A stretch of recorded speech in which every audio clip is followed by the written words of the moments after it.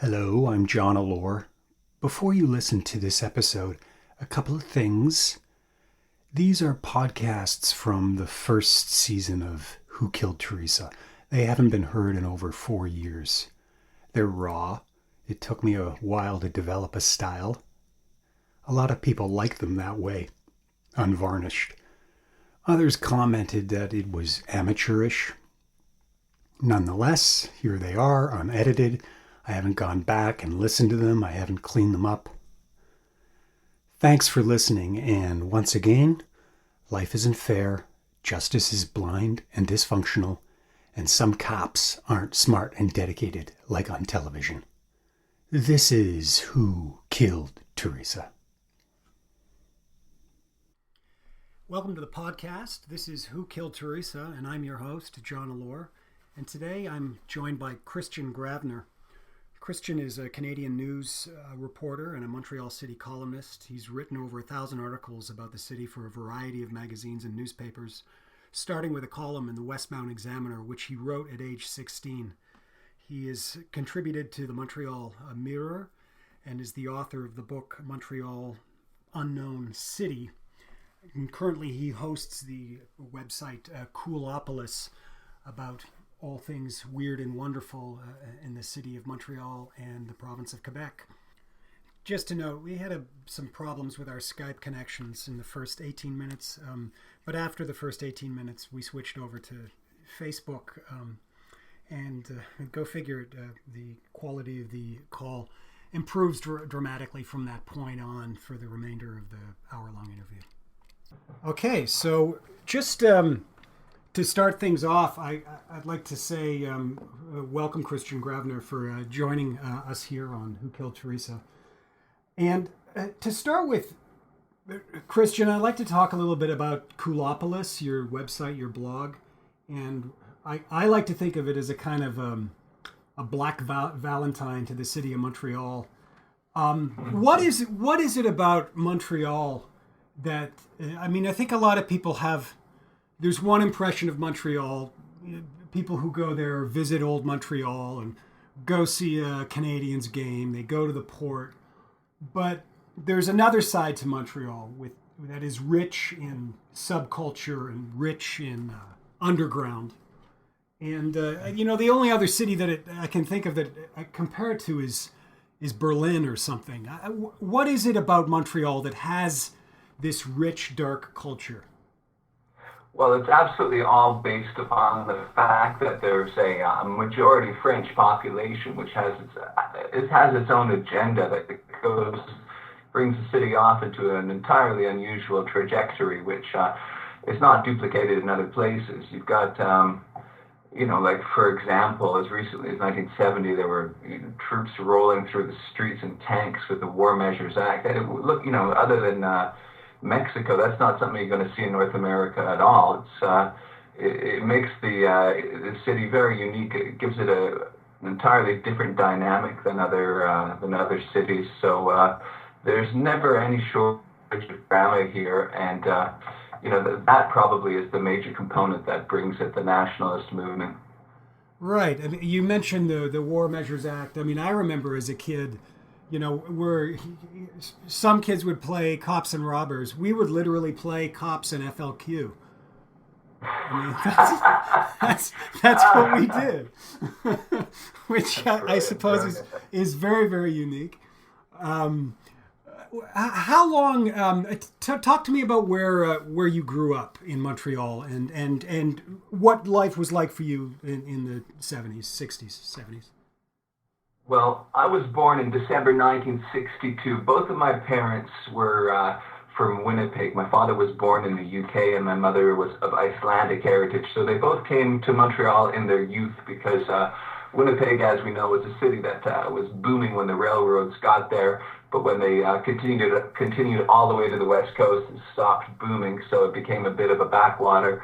And for them, they were seeking action. So they came to Montreal, which was a exciting place. So my father became like a real hustler. He was working for the Mount Royal Hotel as a PR guy and was trying to get his hands into any.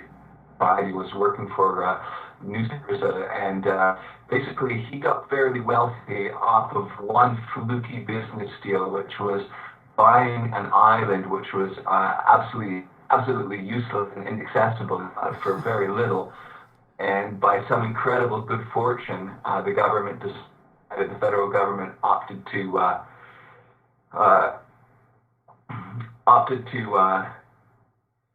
build a bridge through his island, so he became suddenly overnight wealthy. So I grew up in the fifth of six children, and we lived in relative wealth in Westmount. So that was my story. And growing up in a wealthy area, it gives you a very different perspective. Right. And how long have you been writing? I've been writing since high school. I guess as a kid, I told myself whatever I was going to do, I didn't want to end up like my father. But it looks like that's sort of the way it landed. He was sort of a guy who really wanted to write for newspapers, and somehow the wind blew me in that direction as well. So I was working at Bell Canada as your standard garden variety telephone operator after I finished university. I don't know why I was doing that, but my aim was to get into newspapers. So I finally got into writing full time in my late 20s for the Montreal Mirror, where I was the city columnist and was pumping out a lot of news stories. So it was something I enjoyed doing, but it certainly was not well paid. Well, I mean, I remember some of your Montreal Mirror columns. One of my favorite, as you know, was whenever you do This Year in Weird Crime. Yeah, and I think you commented to me one time that when Allo Police went out of business, it was getting harder and harder to dig up a lot of that stuff. Certainly, that column is where I first learned of Richard Bouillon, who's rumored to have murdered Julie Surprenant, whose body was never discovered. So tell me about that element, like when you kind of got hooked onto this idea of crime and culture in Quebec and Montreal. Well, the Allo Police and the Photo Police were an incredibly rich resource. They were started in about 1952 by a lawyer, the Allo Police was, and the police were actually very cooperative because it was in their interest to promote the existence of crime. Therefore, the police budgets would go up. And so they were very much working hand in hand with the journalists. They would let them take pictures of crime scenes, gruesome photos, all that sort of thing. So that was it was a good synergy between the two, and of course it offered Quebec readers a very salacious view upon some of the photos. Though were like quite shocking. If you go through the old Allo Photo Police, you'll see some pretty heart-wrenching stuff. Like a mother went insane and hanged her 12-year-old son just like that. So they put photos of the poor little kid right on the cover. That sort of thing was, very questionable taste, something you would never see today. But that was the reality of the time. It's this incredible resource. Now, it's pretty much history because while the photo police exists, it's just a couple of pages in the cross puzzle. Right. I mean, certainly, when I was researching that stuff, yeah, the heyday there seemed to be about 1970 to kind of petering off 81, where the most salacious and graphic photos were being published. Then it all seemed to get replaced by the tits and biker wars after that. That's kind of what I observed. Well, the reason I believe, a cop explained to me once that the main reason was the Charter of Rights and Freedoms kind of shifted the landscape over. So if the paper would get objections to certain content, a dead relative killed in a car crash or something, they would complain, and the newspapers were inhibited, and of course the police started very much limiting access to crime scenes. At the time, those papers were so wealthy, or so they boasted, that they'd actually sometimes hire helicopters to take photos from overhead and stuff. So that was that was the landscape of those times, but it quickly shifted. And there's one theory that I have which rings through my mind. I wonder if this is true. If they say that it encourages suicides to publicize suicides. Consequentially, I wonder if in fact it encourages murders to publicize murders, because the numbers that they racked up of murders during those years was a lot higher than it is now. Now that this is a time when the information about murders is much more muffled by police. Right, and the LO police offices were right across the street on Parthenay from the Sûreté de Québec's main office, correct? I mean, they were right there together. I don't know, because when I started going to their actual offices, they had already relocated to the South Shore. Okay. And they've always been very courteous and helpful people. Yeah.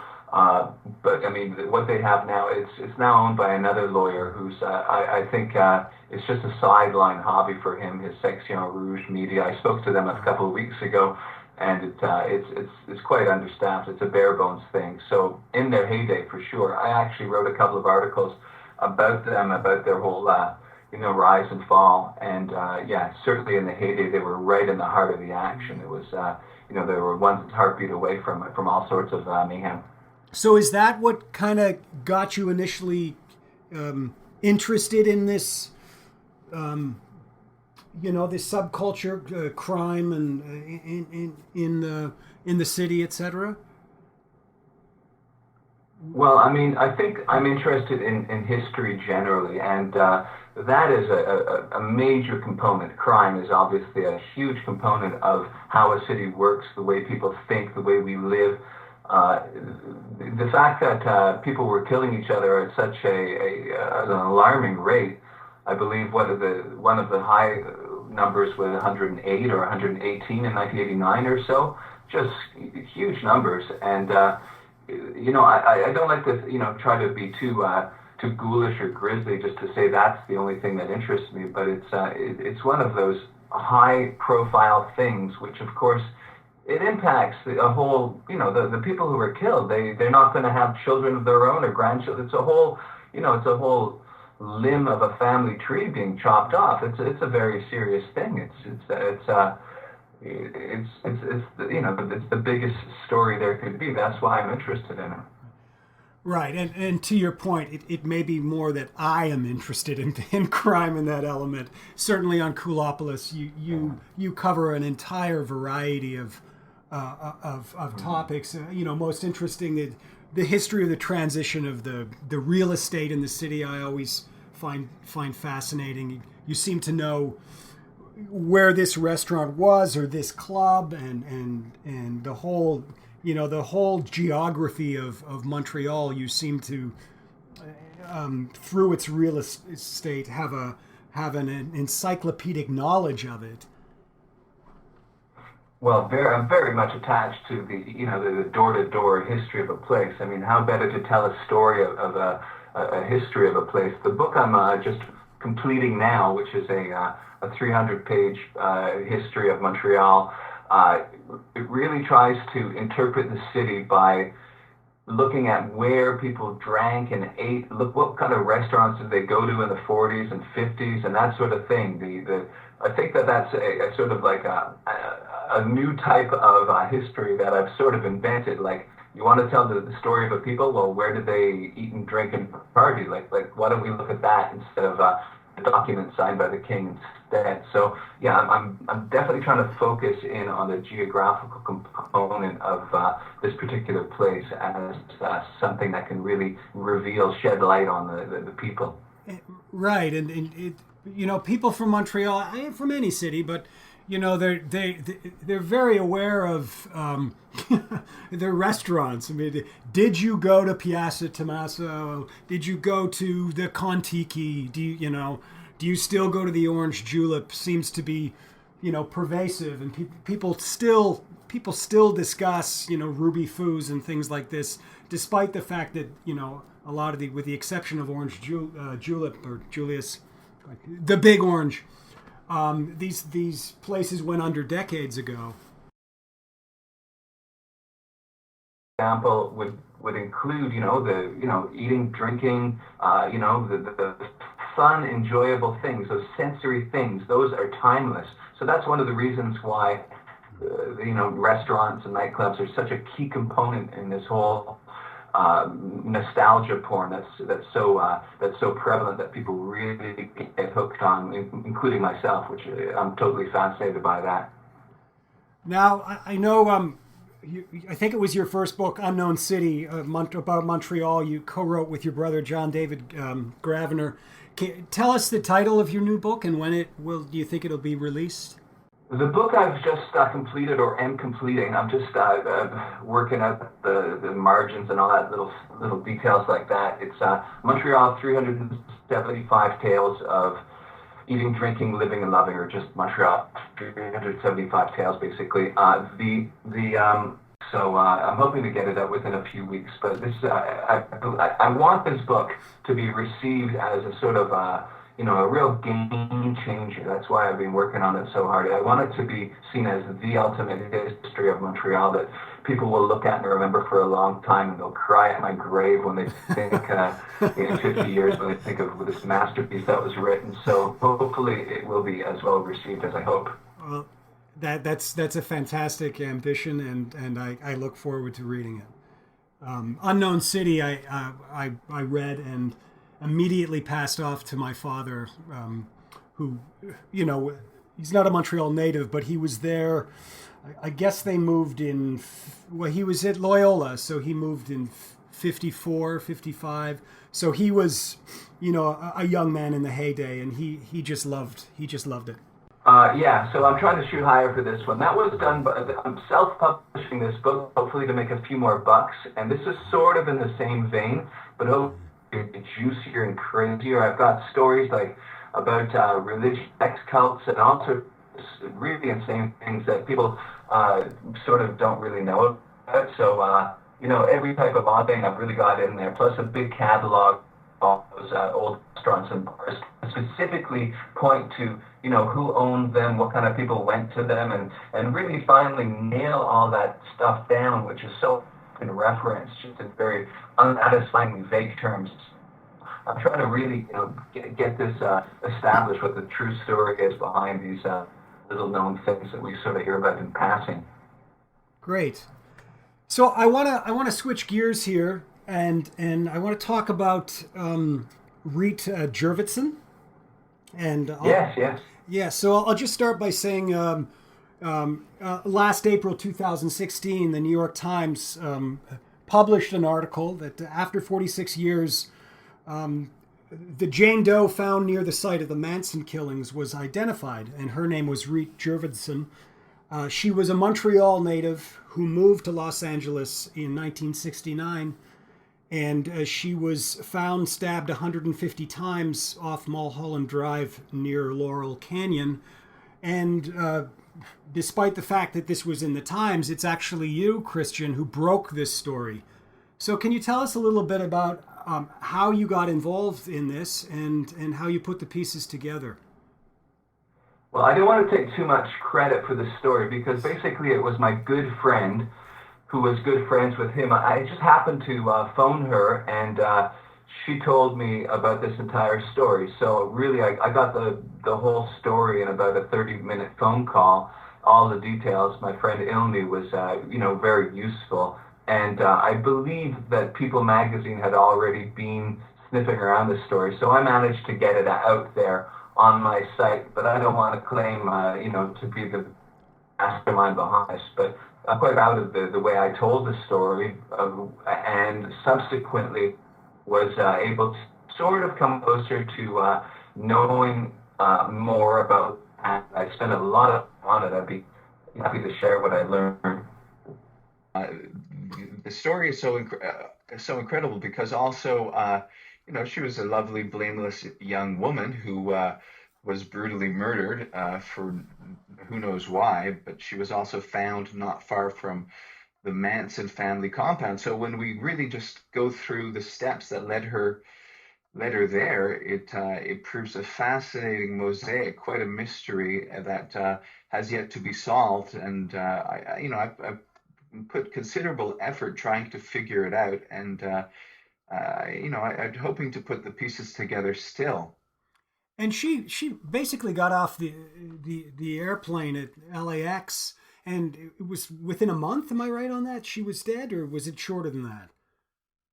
Okay, firstly, Reed was an Estonian Montrealer whose parents were really, they survived World War II. They were, walking through the forest to avoid the Germans, all that sort of thing. So Yeah. they came to Montreal, very much very ambitious and intelligent and that sort of thing, professionally oriented, but obviously somewhat traumatized too. So her parents were extremely serious people, and that created a bit of a rift because she was very precocious. She was Very free beautiful spirit and young free soul woman. as people were back in the Yeah. years.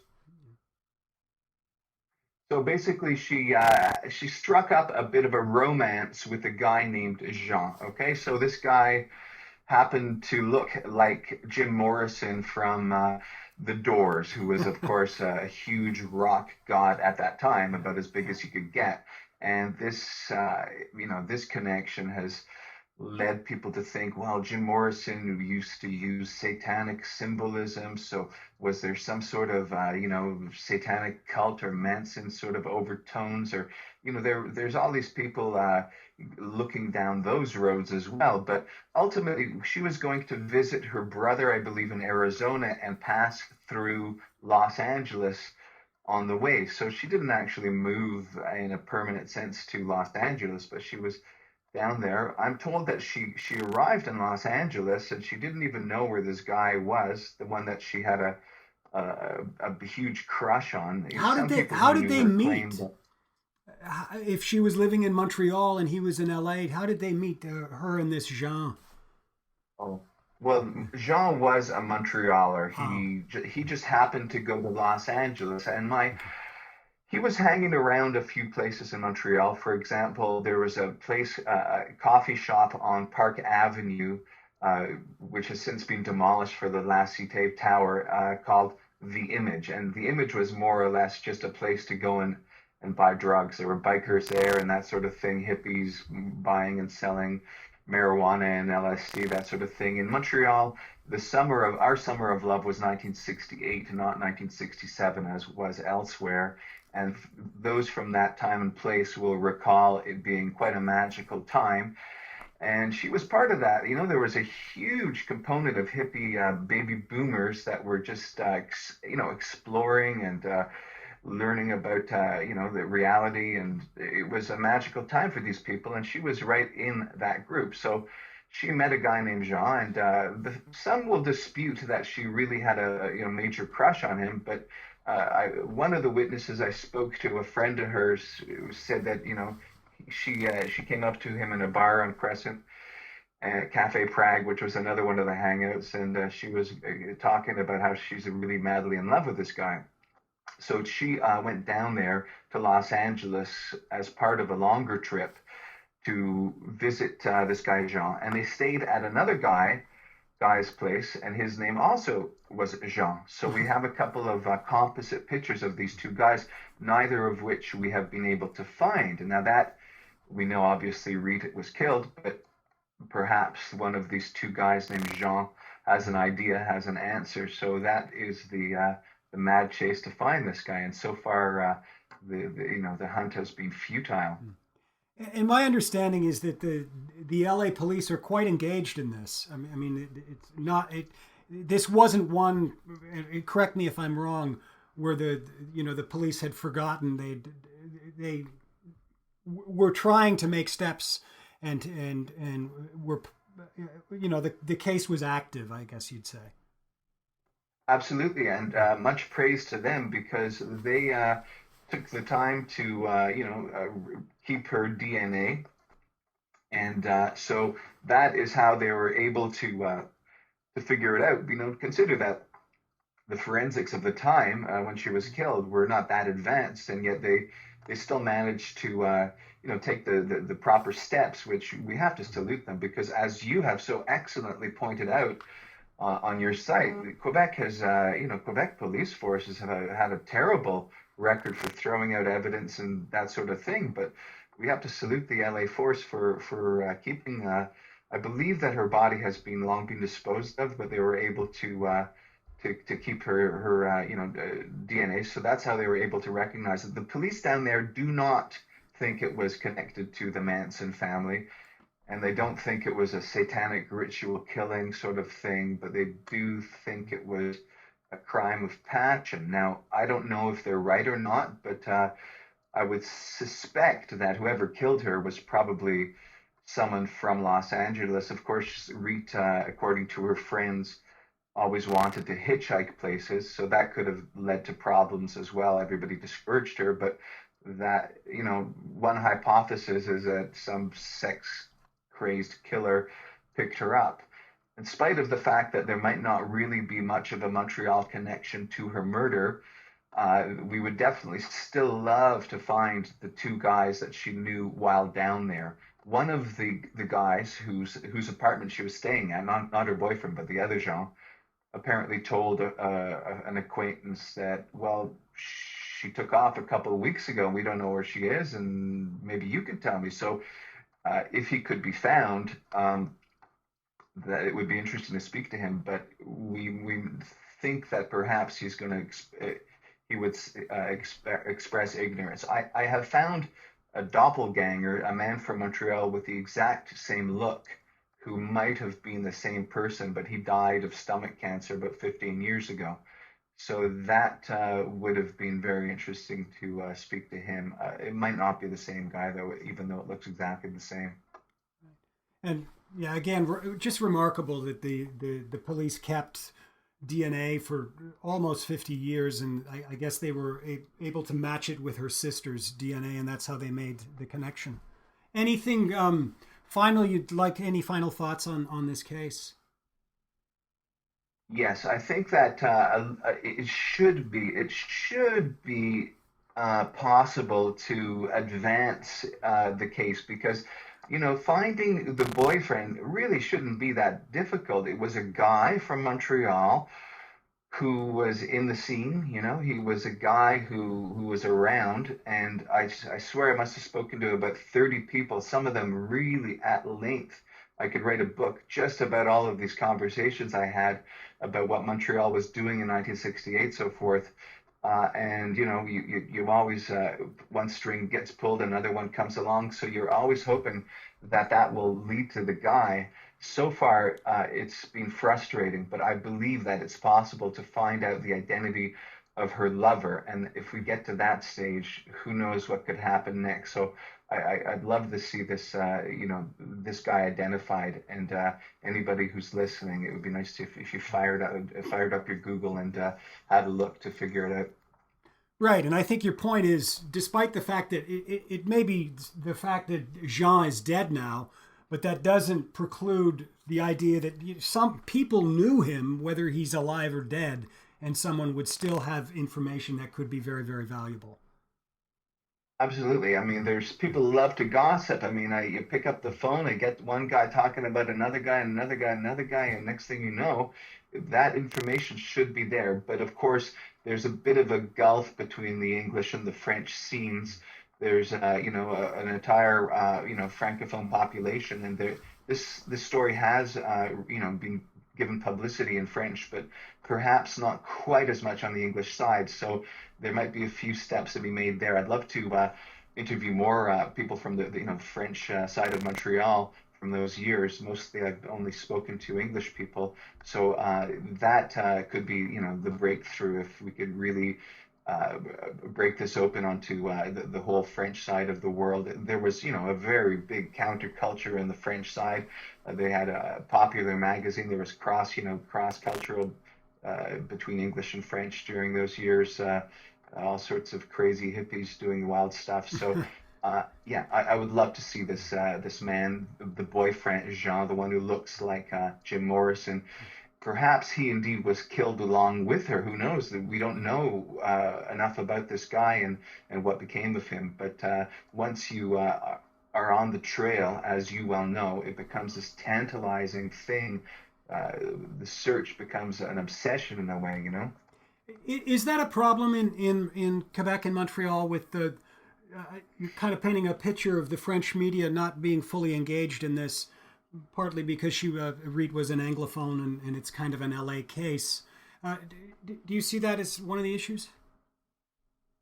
Well, I think that the newspapers did their due diligence. They certainly sent up a reporter to do a couple of articles, and the issue though is perhaps the idea of this lovely young woman from NDG, English speaking, a bright girl. In fact, she had a 1 year old nephew when she died, and that young man has gone on to become like a super wealthy stock investor, friend of Obama, whatever. So we're not talking about inconsequential people here. We're talking about, very highly cultured and intelligent people. Unfortunately, my other complaint is that I find that the family, the relative, the sister, and the niece and nephew have not been very open or cooperative with the situation, with trying to solve the case. And I don't want to complain about them on a personal level. They've certainly gone through a lot, but I just wish that they had. They did not want to speak to me. They spoke to the mainstream media a couple of times, but I think that if communication were better, I could have, done a bit more. It's a bit of a shame. So they, of course, I believe, feel a bit guilty because they did not report her missing to the police at any time, which is unusual for their own particular reasons. Yeah, it's a bit unusual. Yeah. Can we switch gears and talk a little bit about biker culture?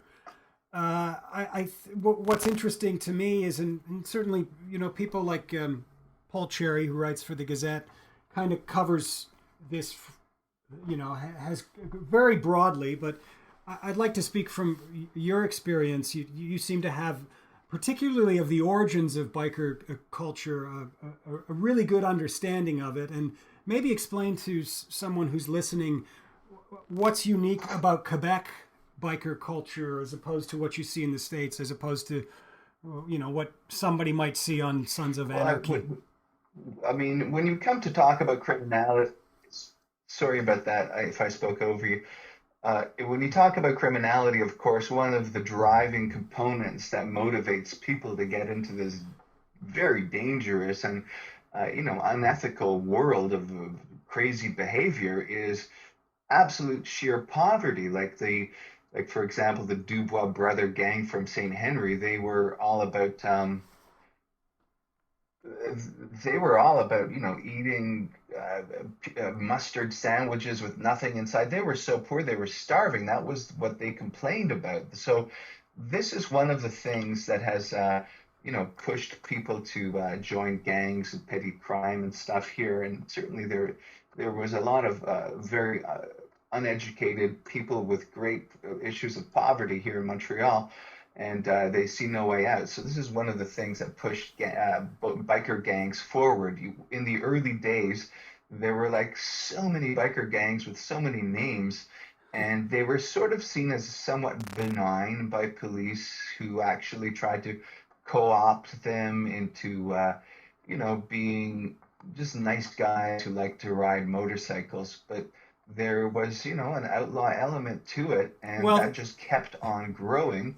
And of course the standard reading is that the mafia, they didn't want to sit around in bars selling little packets of drugs, so they made a deal with the bikers to do that, and that is when the bikers got strong. Well, you even see that in Hollywood, movies like the Wild Rebels and that. The bikers are like goofy, they're never a menace or a threat. I mean, even Marlon Brando is, he's sexy, but he's not menacing in any way. It's interesting. So with the origins, I mean, that's nothing. No, go ahead. Go ahead. With the origins of, I think there's a little delay here. That's why, but that's okay. You mentioned all these names: the Black Spiders, Satan's Choice, the Rockers, and so and I think you make an excellent point that this is born out of poverty, and we mustn't forget that. So how did it transition then to being such a menacing force in Quebec? Yes, it's quite a dramatic story for sure. I mean, we got I spoke to some of those goofy guys from the early biker gangs, and they'll tell you even when they were in the biker gang, they were still on welfare, or they were spending their girlfriend's money. They were not making any money at all, these guys, and that certainly idle hands do the devil's work. They when something came along that was worth money, we've got for example, a lot of the guys sort of eventually transitioned out of the gang. Some of them died of drug overdoses. Some of them went to jail for a while, and there was people went along their various routes. But others, like for example Brian Powers, he's an example of one I'll just choose randomly almost. He was a bit of a nice guy, a sensitive guy, but constant exposure to crazy situations, they hardened him, and he became a bit of a psychopathic killer. So eventually Eve Apache Trudeau came to his house and put a couple of bullets right into his head. That was the end of Brian Powers. But for example, if you look at this amazing documentary on the NFB site, just Google Station 10 Montreal police documentary. I've watched this over and over. There's one scene, for example, where they show this bunch of guys who are sort of wannabe bikers, and they've got the girl downstairs in the basement. They've drugged her and are having their turn with her. It's just a chilling scene. So there's sociological kind of gears at work that are encouraging these guys into dehumanizing behavior by doing it all together, that sort of thing. I'm not a psychologist or a sociologist, but we're seeing their descent into evil through these various stages. And once the drugs came in, then there was a real way for them to gain power, make money.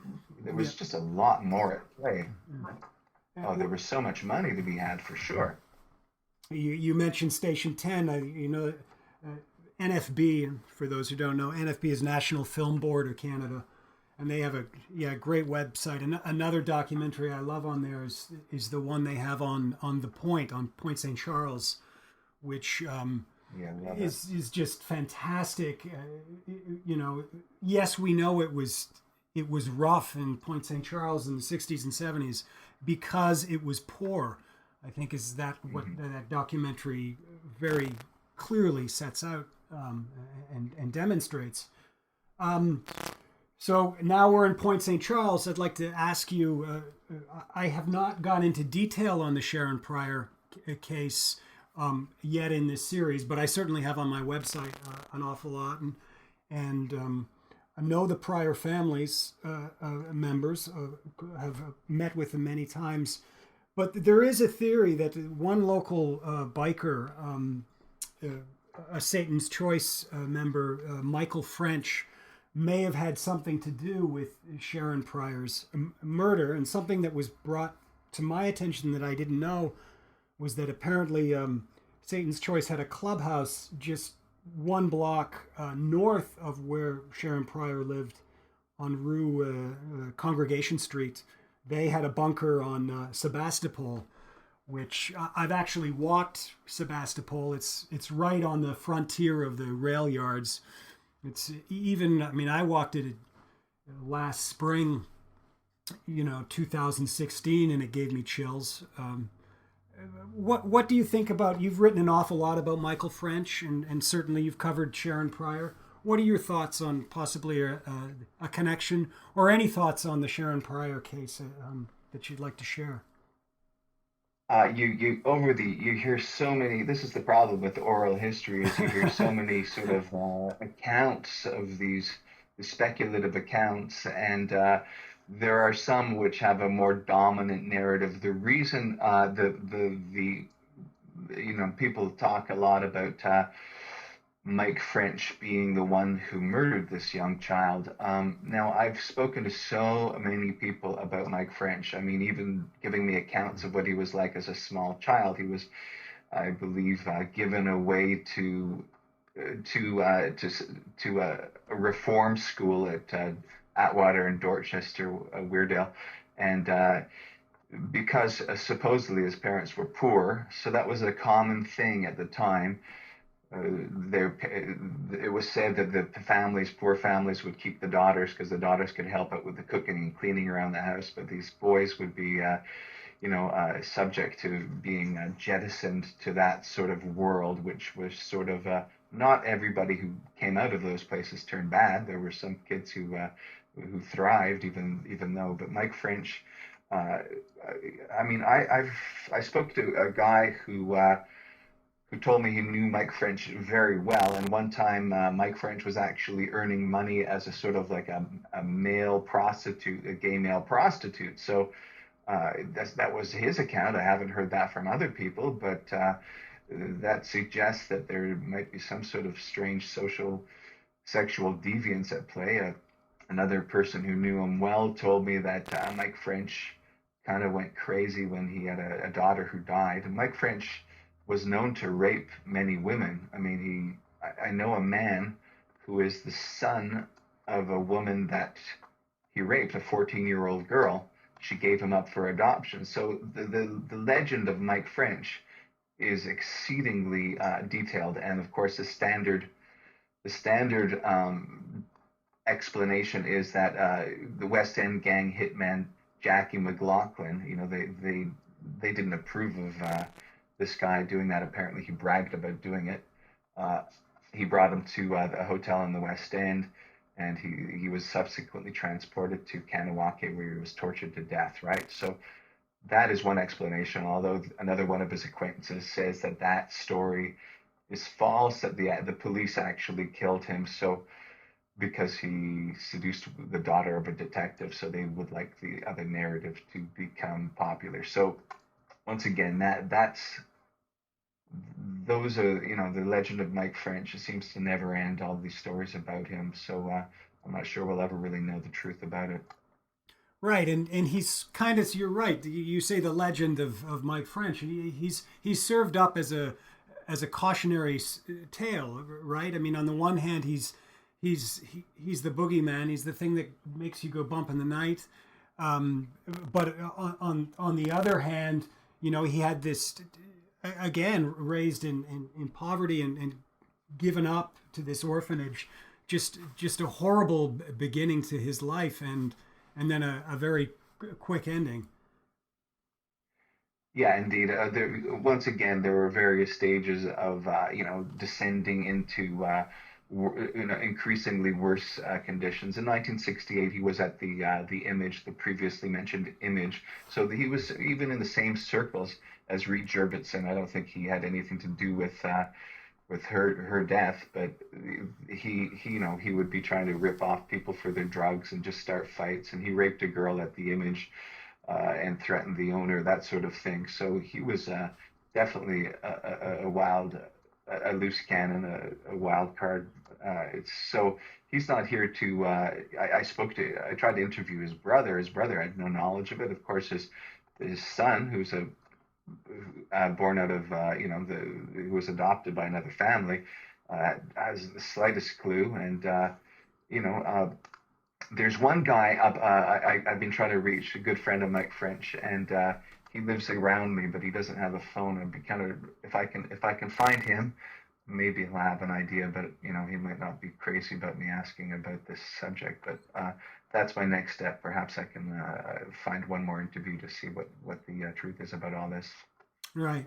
Yeah, and of course, with all this talk of Mike French, the Sharon Pryor case remains unsolved, and you touched earlier on evidence retention, and in that case, so bizarre because certainly a Point Saint Charles murder, but then the body is found brutally beaten and murdered in Longueuil, and Longueuil lost all the evidence. But then years later, they found her coat, and then they lose things again. It's very unsettling. Any further thoughts on Sharon Pryor? Well, I mean, you got to consider the context. If you go through old newspapers from those days, you'll see, like, for example, two guys were killed in a bar on Saint Denis in 1975, and they got literally 24 lines in the newspaper. Not even, or I should say about a 40-word article in La Presse was all it took to describe this double killing. We're talking about a world which kind of had a very different dynamics. There were more killings. There was less attention to them. The police might have been a bit more overwhelmed. It's easy to look back and say that they were doing a bad job, but the world was very different back then. There was so much more crime, and I don't want to be tisk-tisking too much, but certainly it would have been nicer to have these solved, and especially if they could have prevented some of those others. There were several other murders of young children around that same time, and it was a tragic era. But we got to be thankful that it's not really so rampant today. Correct. If I'm not mistaken, Montreal had a very low homicide rate last year. One of the lowest it's had in a long time. But yeah, I believe it's the record for low.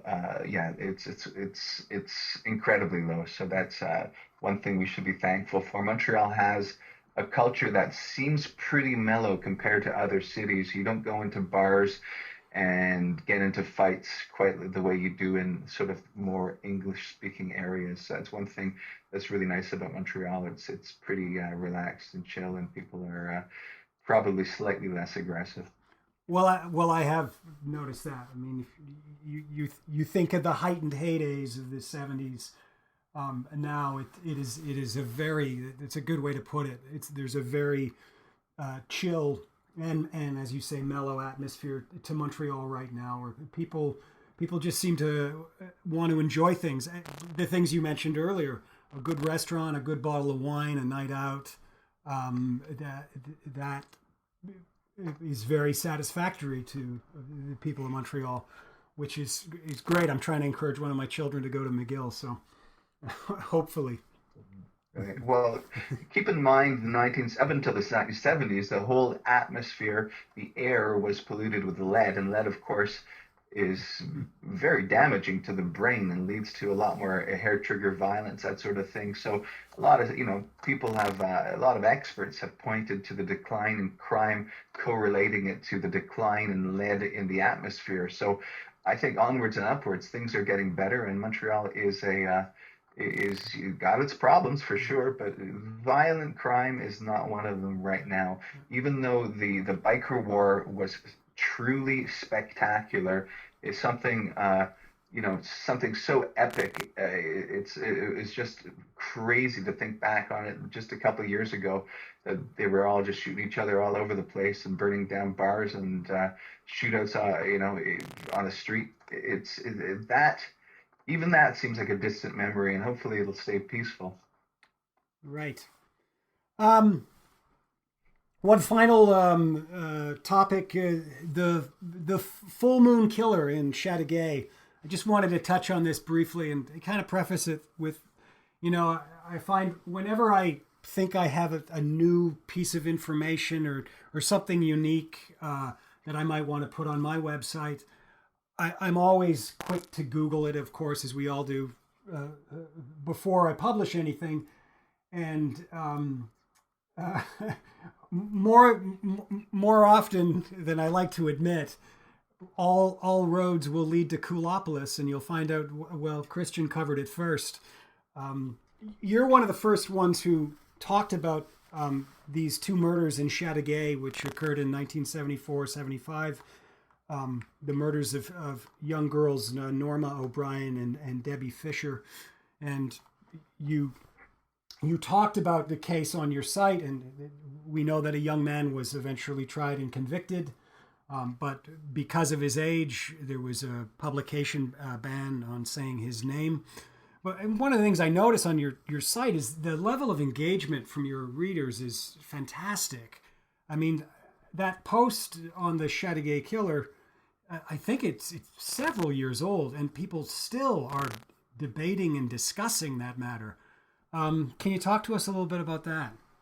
I was amazed too. It was just a story that I found on one of those old tabloids because sometimes on a day off, I'll go down to this excellent BANQ library downtown Montreal. It's the provincial library that was built where the old roller rink used to be across from the Voyageur bus terminal. And I know it well, and I've since discovered it, and whenever I'm there, I'm always sure to spend some time there. The Allo Police and the Photo Police are on microfilm, and boy, I wish to heck that was all out there on the internet, because going down there and taking printouts on your USB drive is a bit of a task, and their machines have been updated, but unfortunately the new version still have other kinks that make it as onerous as it used to be. So unfortunately, it's quite an effort to go through those old Allo photo polices, but they're absolute treasures. So when I came across those stories, I was shocked, and I just I casually tossed it up on my site, and I was amazed at how deep a chord these killings, struck in the readers. There was so many comments, and of course, the identity of the killer was inadvertently published in an article before, I guess, they realized there was a published ban. So that's a bit of an oops, but it's still out there, even though it's not supposed to be. And I don't think I'm supposed to be linking to it or publicizing it, but if anybody's that curious, it's I think somebody pointed to his Facebook page, and it's a guy who's just around now, and he's just a guy. I mean, this is right. He served his time. He's out. Correct. Which I think a lot of people, maybe in America, find that amazing because they don't have any kind of reformatory form of justice. But in in Canada we do, and we're about rehabilitating the offender. So yes, of course, this guy is going to be out. It is. That's a very good point you strike there, because we have one of the top gangsters in Montreal was named Alan Ross. He was the lieutenant to West End gang leader Dooney Ryan, and he was somehow caught in a drug thing, and he's still in jail. I believe he might even be up in North Carolina. And this is what, 30 years ago or something, and there's no date for release. I mean, I don't think he was in jail for a violent crime. It was just drug dealing. So it's most amazing to me that particular situation, this Alan Ross, is like a ghost down there. But yeah, getting back to the Chateauguay killers, I mean, that is a perfect example of, of course, people who were living in that time and place really remember the sense of danger and threat and menace, and their parents telling them not to go down a certain road. And of course, the girls, of course, were killed and left in a very kind of awful state by this young man who, I don't know where he would have gotten an idea.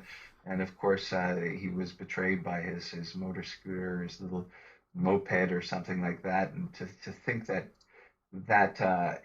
still reverberates amongst people, these two beautiful young women senselessly killed for no reason, that still strikes a chord. It seems very shocking and troubling to look back on that. Right. That's what I found unique about the comments is it wasn't just somebody posting anonymously and sounding off. It was clearly people with personal connections who had either lived there or knew the girls or knew the young man. I think the Montreal journalist Joanne Bailey, who did an interview with me last spring, got in touch with me because she knew either Norma or Debbie personally, and again, as you say, it struck a chord with her, and that's how that started. Fascinating stuff, Christian. I want to do one final thing here, unless you had anything else you wanted to bring to our attention or discuss. Yeah, I was just going to, once again, I really like to stress the idea that, crime was all around us back then. I went to Westmount High School, which when I went there, I graduated, I guess it was 1980, or was it 79? But there were, what, one, two, three, four guys, I guess, who killed their girlfriends. I mean, we're talking about Oh, a good school. I mean, not a private school, but a well-respected school attended by very civilized people.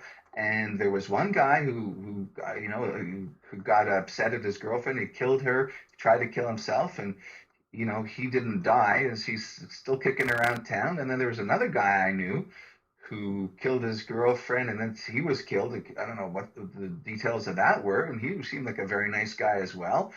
The valedictorian, the very bright boy, he killed his girlfriend with a crossbow.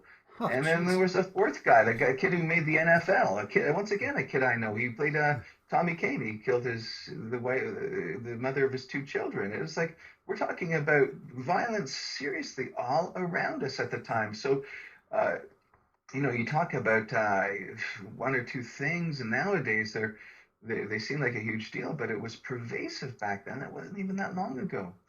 Well, you're absolutely right. I mean, I went to St. Thomas High in the West Island, and then eventually ended up at Pierre Comprehensive High School. But I remember at St. Thomas, because that school was kind of separated into the English side, the French side, incredible tension between the two cultures, and there would often be very brutal fights, in the recess yard. I remember one time a student was stabbed in one of those fights, and we were all sent home. So you're absolutely right that the amount of the threat of violence was pervasive at that time. I find it very unique what you brought up, the idea of lead in the air. I had never heard that before, but that's fascinating. It's strange. So I'd like to do something now called a lightning round. It's kind of a way we ask some personal questions, get our readers or our listeners get to know you a little bit better. I'll just ask you a series of questions and you can answer them. This is not my idea. I lifted this from a colleague who has a podcast. But we'll just start things off by saying, what book are you currently reading? Oh, I've got a huge pile of books on my computer printer, and I haven't even started reading them. They're all about Montreal. I just pick and choose. God forbid I actually read a book from beginning to end. No way. Can you give us one title of something that we may not have heard of? I don't remember the title. I'm reading one about the French hipster scene from the '60s. It's in French, and I honestly I can't remember the title. It's over in my other room. It sounds interesting.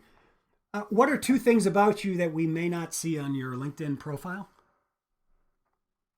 The two things about me is I consider myself to be a pioneer of telecommunications because I worked at Bell Canada back when the olden days of switches and phoning and negotiating with communist telephone operators in the Soviet Union, all that crazy stuff. That was something that I'm constantly thinking back upon as part of my own personal journey, which is such a bizarre in retrospect because everything is so much more advanced now.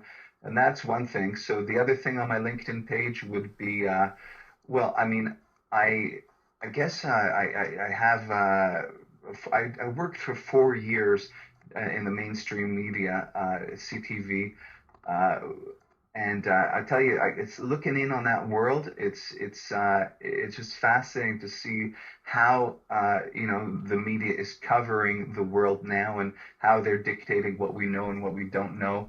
So I could sit and talk to you for hours just about that very subject. Well, we may have you back, and we may just do that. What was your first concert? I think my first concert was David Bowie when I Oh, was about excellent. 13 or something like that. It was, we were fascinated by this guy, still am to this very day. And I think it was probably the Station tour, and Yeah. it left very much of an impression on me, as well as a major contact high because everybody was smoking marijuana back then. So that was my first exposure to it. Well, that's very interesting because I remember my sister had a ticket to that concert, but she got mononucleosis, which at that time, nowadays we don't think anything about it, but back then you you were hospitalized, and Jeez. she was just so upset that she was not going to be able to see this concert. Um, what's your favorite TV show that you like to binge watch? I think my all-time favorite was either The Wire or The Sopranos. I Yeah. guess you got to go with the Wire. I mean, it tells us so many stories. You know what they say? They say God created man because he likes the stories, right? And that's got the stories. It's interesting. I went through it once, and I just last week started watching it again because I think it's that good. What's your favorite lunch spot in Montreal? Well, I used to like the Copley across from the Vendome Metro because, man, people, it's near my place and I have to meet somebody. It's awesome there. But now that it's gone, I'm telling you, I'm just making sandwiches at home. Okay, and then finally, um, why was Rocket Richard a better hockey player and goal scorer than Alexander Ovechkin? Well, boy, did you ask the wrong guy that question? I personally believe that Rocket Richard is a very bad example of a hero because real heroes at that time were going to war and protecting their country, and I have a very large narrative in my mind about how Quebec went down the wrong road once they declared Rocket Richard as a hero because. It symbolizes the fact that there was so much resistance in the province to fighting the Nazis, which was the right thing to do. And the fact that they didn't want to fight the Nazis, it kind of led to a post-war kind of confusion and guilt and what the hell were we doing and that sort of thing. So to me, I think he scored a lot of goals when people, real players were off overseas and, nothing against him as a person, but, he never even wanted to visit his little brother's house. I mean, that's a published fact. He said he never came to my house once, or vice versa, never invited me to his house. So it's like, Rocket Richard, I'll take Ovi any day over him. but didn't I thought I read you posted something to Eric Engels of Sportsnet. Is it true that the Rocket, to make ends meet, would like play the accordion in nightclubs and things, or were you being funny? Yeah, I made that up. Basically, the legend is though that one of the legend is that he was helping his brother-in-law move all sorts of furniture all day long before a game and then scored a hat trick that very night. So, you go up to the Mount Royal and you see his grave, and people actually put hockey pucks on his grave and stuff. So he's still remembered very fondly. But once again, I think, making him the guy, I don't think it was really the right thing because once again, you had guys like Jacques Cinq-Mars who recently died, and this guy was a great Quebecer who went to World War II, and he was there in Dieppe on the landing, and he was sentenced to prison camp, and he had to walk all across Europe in the winter with no shoes. This guy was a hero. That is the man. So it's very cute that Rocket Richard was skating around playing games, but they were real men doing real things. Let's bring focus to them. Well, and to your point, I've never heard of him. I'll look him up, and great to have your thoughts on that, Christian. Christian, just to close things up, thank you so much for talking to us today. It's been a real pleasure. I've enjoyed it a lot, and love to have you back on to talk about other things. Well, I really thank you because you're very much of a source of inspiration for me as well. your focus, your indefatigability, whatever the word would be, your tirelessness, I suppose you'd say, very impressive. And you're going to make things happen when you keep on the trail of what you're doing. It's amazing. I really your dedication is something that is very inspiring to me. I'm sure others as well. Great. Well, I know you have a hockey event to go to, so I'll let you go, and you can take care of that. Thank you for the kind words, Christian. I really appreciate it, and enjoy the rest of your weekend. Okay, and the same to you. Thanks for calling me. Okay. Bye-bye. Goodbye. So that's our show. That's our interview with Christian Grabner. We have a website. It's theresaallore.com. TheresaAllore.com. And I'll post some photos up there of some of the things we talked about today. As always, you can go to the website if you want case information. There's a ton of it out there. And if you go to the first two headers, that's sticky content, that's where the majority of the 20 cases that we'll be talking about, there's the main information. You click on the case, it will take you to more details and photographs. If you want to shoot me an email, you can do that at theresaallore@gmail.com. You can send me your comments, your suggestions, show topics, anything like that. In addition to SoundCloud, we're now on iTunes. You can find the podcast on iTunes, and if you have an Android, you can find us also on Stitcher. We'd love for you to make some comments there. The more you comment, the more you download, the more you share. It helps promote the show, and I really thank you a lot for doing that. And finally, you can find me on Twitter, and my handle is @JusticeGuy. That's @JUSTUSGUY. Thank you so much for joining us. This has been Who Killed Theresa, and this is John Allore signing off. Have a fantastic Saturday afternoon.